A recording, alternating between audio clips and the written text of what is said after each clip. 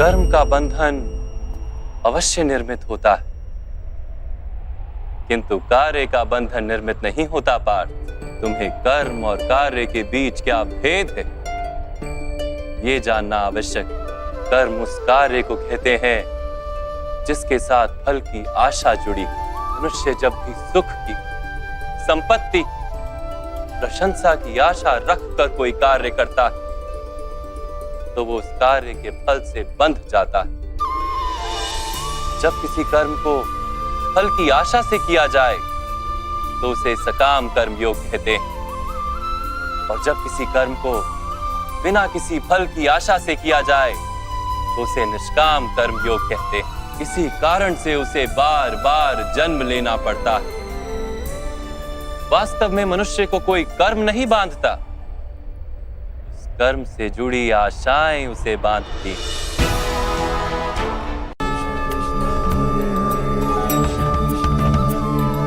तमस, रजस और सत्व। तमस का अर्थ होता है अंधकार। बिना अच्छे बुरे का विचार किए जीवन व्यतीत करने को तामसिक व्यवहार कहा जाता है। सत्व का अर्थ होता है ज्ञान का प्रकाश।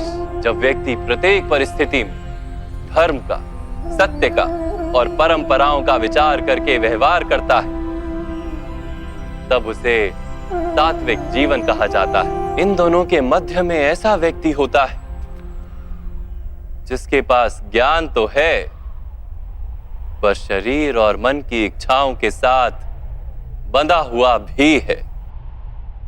ऐसा मनुष्य रजस अर्थात अहंकार पूर्ण मनस्थिति के साथ जीता है। तमस, रजस तथा सत्व गुणों के अधिक या कम मात्रा के मेल से ही मनुष्य का स्वभाव बनता है।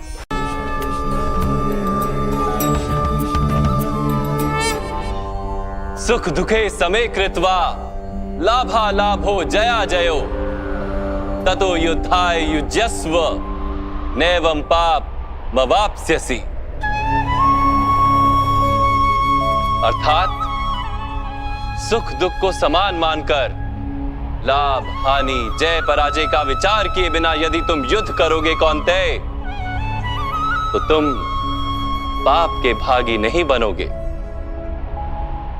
इसी को कर्म योग कहते हैं।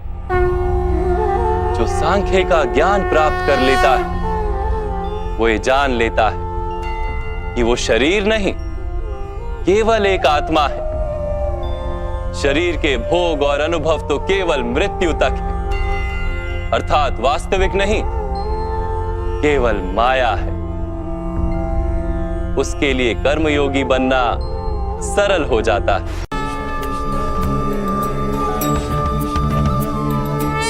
मैं इंद्रियां नहीं, शरीर नहीं, भावनाएं नहीं, विचार नहीं, ज्ञान भी मैं नहीं। जो ये समझता जाता है वो अंत में स्वयं को आत्मा के रूप में जान भी लेता है। जब पर ब्रह्म के भाग हुए, पुरुष तथा प्रकृति बने, तब पुरुष अर्थात परमात्मा के अंश ने आत्मा बनकर प्रकृति की प्रत्येक वस्तु में वास किया। उस आत्मा को मोह तथा अंधकार ने घेर लिया। पार उस मोह निद्रा से जागृत होकर स्वयं को परमात्मा का अंश जानना ही आत्मा का कर्तव्य, उद्देश्य और जीवन कार्य है।